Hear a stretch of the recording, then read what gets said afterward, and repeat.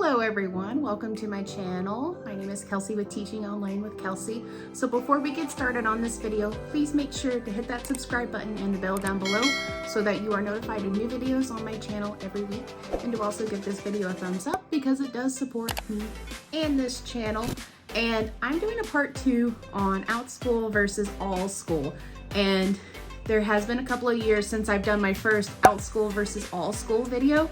So I thought since Allschool has kind of gotten their bearings a little bit as a platform, and there also has been other updates with Outschool, that I would share some of my updated versions of Outschool versus Allschool. But another element that I want to try out for this particular video is I kind of want to challenge ChatGPT and see what they say about pros and cons of Outschool versus Allschool, and see if their pros and cons for each platform is similar to what I've shared in my previous video or what I'm going to share in this video, or if there are some differences, or if it's like half-truths sort of thing. But I'm very curious to see if ChatGPT is smart enough to pick up on maybe some things that have been happening with Outschool world or Allschool world, what have you. Like, I'm very curious to see if they can actually pick up on it or not.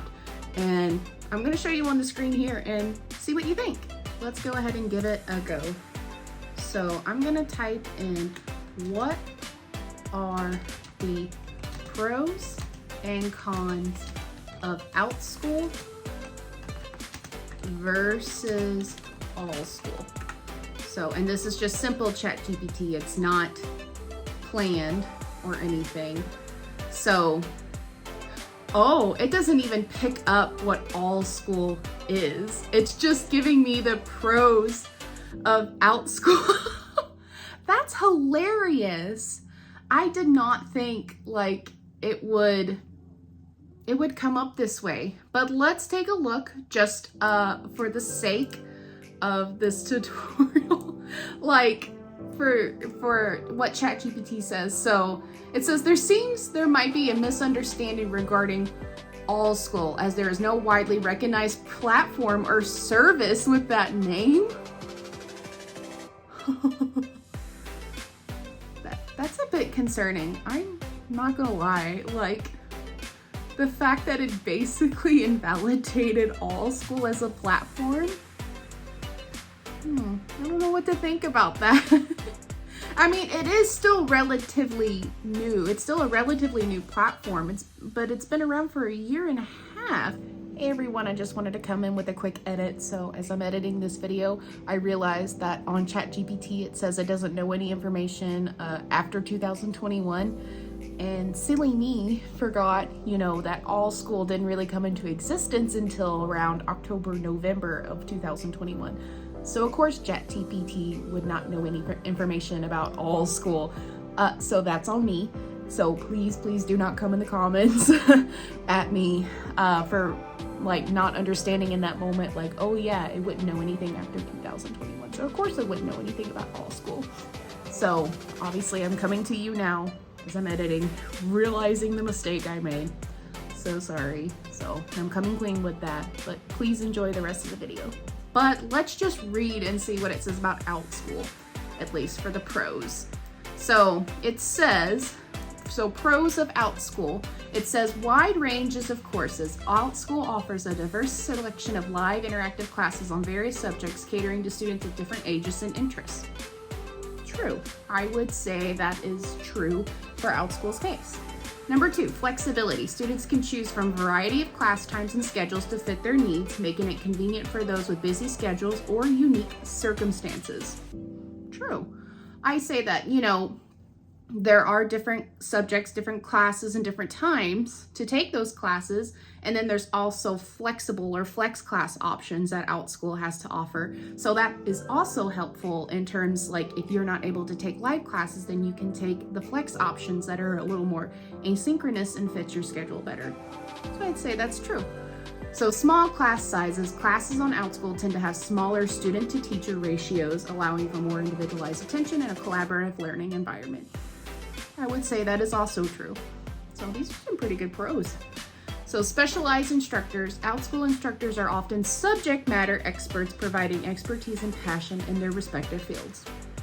Yeah, I'd say that's mostly accurate. I know a lot of times you don't necessarily have to have any kind of certification, just as long as you have a passion and a pretty good understanding and sharing new knowledge with learners on the platform. So I'd say that's relatively agreeable.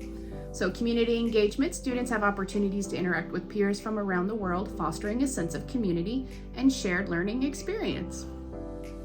True. I mean, they do get to see kids from different cities, different countries.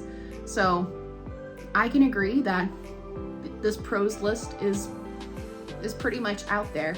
I would also, what I would add to like the pros list on Outschool would be, you know, you do have a wider audience of learners that you can reach out to and teach, because Outschool is a better known online teaching platform. More people have heard about Outschool, so they're going to be able to lean more on Outschool to look for their classes and teachers as opposed to other platforms. So there is that advantage, at least, for reaching out to Outschool and looking for classes there. I think another pro that I would probably say for Outschool is obviously, you know, you can teach most subjects within reason, as long as it's not impeding the safety of children either online or outside of the classroom. So obviously within reason, and obviously you can set your own price and how long you want to teach classes and how long those classes should go. So there's also flexibility in that as well. So I would say that for me personally, not from ChatGPT, but just for me personally, for a pro for teaching on Outschool, would be that it's also a way for you to kind of create your own classes that you want to teach and to set it at your own rate that you feel is what your worth is and what you have to offer. So now let's look at the cons of Outschool. So this is what ChatGPT said. So cost. Some classes on Outschool can be expensive, especially if multiple courses are desired or required. It's an interesting con to have for Outschool. I wonder if this is from like the parent perspective in terms of just like, because I mean, we literally just talked about you can set your own price as a pro, but it's like some classes on Outschool can be expensive. And I don't know if it's necessarily expensive as much as, you know, the teacher is just setting the rate and what they feel like what they have to offer is of a higher quality. And especially if it is a high demand class, you know, there are Outschool teachers that will kind of raise the bar a little bit. It's like, you know, you really want to take my class, you'll pretty much pay whatever to take it because you see my worth. So, you know, that just seems, I don't know.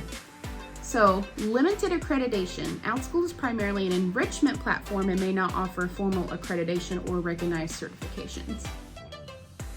You know, there is truth to that. Obviously, we cannot necessarily, you know, as Outschool teachers, we can't necessarily give parents any kind of certification saying, hey, your child completed this course and this is the equivalent of whatever for like high school credit or, you know, anything like that, or something that could be applied to college credit. Like, obviously we can't really do anything like that. And I feel like most parents probably do see Outschool as more of like supplementary or enrichment classes in terms of like following their child's desires or following, you know, whether their child needs more assistance on certain things, like for certain subjects like math or science or reading. So they go to Outschool for outside help that maybe they can't get at their school or in other local places. So obviously that is a truth. Availability. While Outschool provides a wide range of courses, the availability of special topics or instructors may vary, potentially limiting options for some students. You know, I mean, if you are looking for a specific teacher for a specific subject, you know, I've noticed for a lot of parents, it can be really difficult if they found one teacher that they really like to find the teacher again, on the Outschool platform, I've noticed that on the parents' end, that can be quite challenging in that instance, to try to find a teacher that their child took a class from before and finding them again to try to take more of their classes. So, but I mean, obviously this could be an advantage to Outschool teachers if they see that, you know, there are students looking for a certain topic and like not a lot of teachers are teaching on it, or the teachers that they found, it doesn't fit the parents or the students' availability to take the class. So could be more of a pro than a con. So, you know, I think ChatGPT mostly got it, but I think what I would add to the cons list of Outschool, and you know, sure, there are a lot of teachers on Outschool, so some teachers may have a lot of assumptions that Outschool is really, really oversaturated. And, you know, something that I have learned, especially from my experience with teaching on Allschool as well, is, you know, whatever platform you choose, it's how you make it, and that's what's gonna determine like your success. So, and the reason I say that is because when Allschool was paying attention to me and like reaching out and asking for my advice on helping them out with the platform, like I put a lot of attention on Allschool and kind of put Outschool on the back burner. So it was really easy for me to just kind of say, you know, Outschool is really oversaturated anyways. I'm getting a lot of attention on Allschool because all the students are signing up for my classes. And so now, you know, now that Allschool has kind of gotten a little bit established and they kind of have their bearings and they know how they want to run things, you know, they haven't really reached out to me as much and haven't asked a lot of questions on how to handle this or how to handle that. So, you know, which is fine. And I've kind of gotten a little bit of a resurgence of students wanting to sign up for my Outschool classes, specifically for one-on-one tutoring. So I thought, well, I'm gonna jump at the chance, you know, and do a little more teaching on the Outschool side of things. So, you know, I jumped into that boat a little bit again, and I'm offering a new camp on Outschool that's related to YouTube. So I'm not really doing like Montessori stuff anymore, except one-on-one tutoring. I'm doing more like YouTube stuff and kind of what I'm doing here, like in terms of content. So it'll be interesting to see how that goes. Like I don't really expect it to have like a resurgence like when I first started on Outschool and had just this explosion of learners and fully booked classes. But I'm pretty hopeful. I'm pretty hopeful to see what the summer is going to bring. So obviously you got to stay tuned for that. Now here's something that I want to show you on here. So I went to Canva Magic for their AI technology, and they were a little more understanding and being like, okay, here's some bullet points for both. And obviously what we're going to see, large audience, easy to create and publish courses, you know, for the most part, probably with the exception of having to constantly fill out like safety precautions, if there are safety precautions, you know, in your lessons, flexible schedule, opportunity to earn a significant income. Obviously, there's lots of YouTube videos out there with lots of teachers saying, I've replaced my full-time job and teach on Outschool. So, and that was also me for a little bit as well. So it is very possible for Outschool to do that. And the cons, they said on Canva, high competition among teachers can make it challenging to stand out. So kind of goes back a little bit to the oversaturation a bit, but you know, at the same time, like it's not impossible to stick out on Outschool and to have fully booked classes. So obviously it's how you make it. It's how you make it on the platform. And if you dedicate your time in saying, no, I can do this. So I don't know why it says limited control over pricing and course content, because I think limited control over pricing is not completely accurate in terms on the teacher side. Like obviously we have a choice on what we want to charge our classes. And then for course content, I mean, I think it should go without saying, but obviously we should not be offering courses where they talk about pew-pews, or if it talks anything about, the panini, or, any of those very sensitive topics. I should go without saying, but, And then can be time consuming to manage classes and communication with students. There are parents that reach out. We do, as teachers, have to reach out and communicate with our students, and we also have to schedule these classes out. They don't really auto-schedule unless you turn on the little widget in your profile that allows families to schedule out classes with you that matches with your availability. So obviously that's up to you if you choose to turn on that widget and offer your availability to families or not. But Canva also has the pros and cons of Allschool.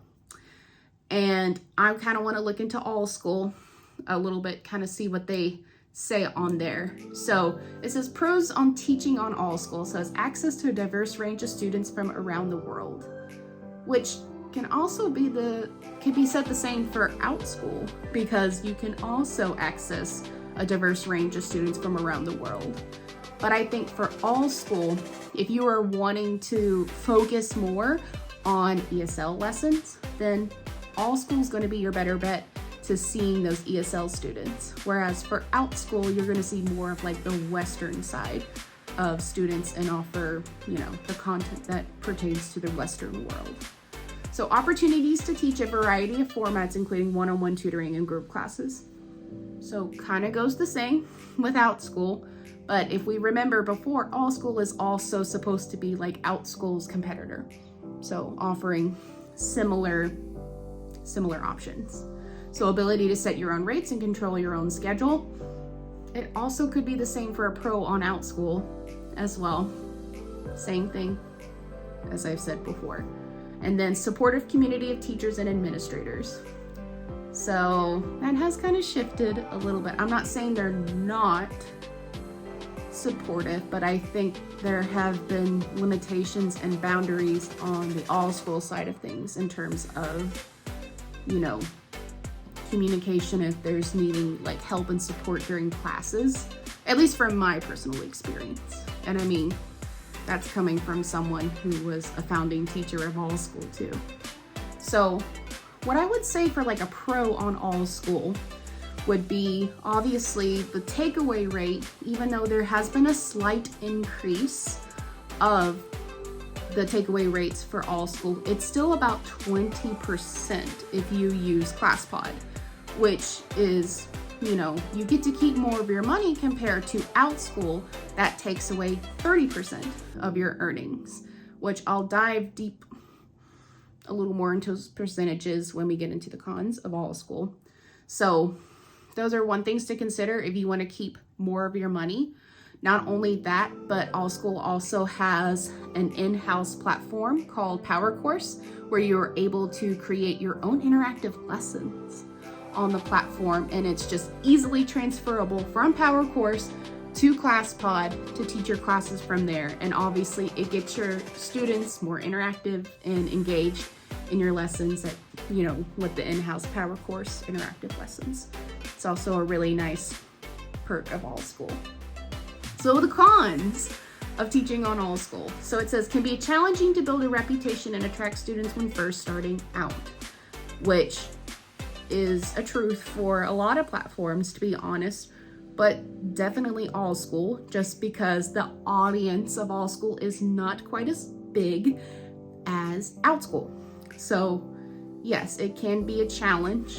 And I also feel like, if there's a lot of teachers on there that are maybe not founding teachers, it can be really hard to stick out and have families be like, okay, so it's not a founding teacher, but apparently they have really good classes or they're offering this or that. So I'm not saying Allschool plays favorites. I'm not saying that, but that's what it seems like on my end, but neither here or there for that. So it may require significant investment of time and effort to create high quality courses and marketing materials. So this is what I mean by like Allschool has a low takeaway rate, that is 20% compared to 30% with Outschool. But I think the reason why, you get to keep 10% more of your money on Allschool compared to Outschool is because the 20%, it goes for using like Power Course and ClassPod with Allschool, but they don't necessarily push or advertise your classes on the platform. They may do a little bit of it, but not as extensive as what Outschool does with that extra 10% that they do for Outschool's platform. So, a significant investment of time, like playing around with Power Course and creating that course, can take time. And that can be really time consuming, especially if you do want something more interactive for your lessons. And for Allschool, you do kind of have to push your own classes because, with a new platform, it's really challenging for them to start advertising on their own platform, other teachers' courses. So that's also what I feel like would be a difference in why Allschool takes 20 and Outschool takes 30 is because at least for 30 with the Outschool pushes your classes to families as opposed to Allschool where you have to advertise your own. And then it also says some students may have limited access to technology or face language barriers, which it can impact their ability to participate fully in class. So, which is why it's a pro for Allschool that if you are an ESL teacher, Allschool could be a better benefit in teaching English on there, and it would be your own English lessons and you would set your own rate. So Allschool would be perfect for that. However, and I know, and I've made videos on like how to apply to Allschool, and I read the instructions on Allschool where it says, you should speak in a native tongue and not use ESL features or like VIP kid faces. And like all I've seen, like 90% of the students that I've seen on the Allschool platform have all been ESL students. And I've had to basically revert back to what I did with VIP Kid, almost 4 years ago, where I used a lot of TPR and I used a lot of limited language. And, and it can be really hard when there are technical difficulties and you're trying to explain it to the parent who also doesn't really know a lot of English either, saying, hey, we've got some technical issues, so, that can also be challenging in that respect. So, I just found that really interesting that there's a lot of ESL students on Allschool as opposed to, what we were told the kind of students we were going to reach. I mean, I have taught American students on Allschool too. It's just not as much as ESL students. So obviously that's up to you on that. Another con that I would probably add to Allschool would kind of be, they are kind of limiting when they're going to communicate with teachers, like during classes. Like they now have set hours on when the support team is available to chat, like when issues arise in class, or if a parent is having issues with payment or they want a refund. The communication has been very limited lately, and that can be really concerning if you're teaching like a class in the afternoon where the support team is not available and issues arise. Not a good look, in my opinion. But then also I feel like technology for Allschool, for at least the parent side, some of them may not be able to download ClassPod, and a lot of families on the eastern side are not able to access Zoom if you choose the Zoom option on Allschool to teach your classes. So those challenges can definitely impact like how you earn money on Allschool and what your experience could be on Allschool. That can affect whether you want to keep teaching on the platform or if you want to go somewhere else. So, I mean, I have to say overall, like the AIs have generated mostly, good points, like both the pros and the cons for each platform. But I just feel like, obviously the AIs have not experienced both platforms. They have not taught on both platforms. So obviously there were some elements mixed in there or missed in there. So like the platform fees. Obviously, there's differences in both of those. Environments in terms of like teacher communities, they're obviously going to be very different. You know, we have a wide variety of subjects for Outschool, whereas we see more ESL subjects with Allschool. And then, you know, Outschool is a well-notable platform. Allschool is a year and a half old and still has a lot of kinks and things to work out, you know. So either way, whichever platform you decide to teach on, you have to decide for yourself, you know, which platform you feel like would be more beneficial to you and what you feel like you would get the most experience out of and what you feel happier to teach on as well. So that's my updated version. I hope you enjoyed it. If you have any other questions or if you have another pro or con that you'd like to share, please leave a comment down below. I'd love to have a healthy discussion with you and maybe do another follow-up video. If you feel like, you know, what I kind of did was silly, or, you know, or maybe I missed out some other important parts. I probably did. You know, it was a lot of information from AI. It was a lot of information that I just shared with you just now. So if you stayed this long, thanks so much for tuning in, and I'll see you next time.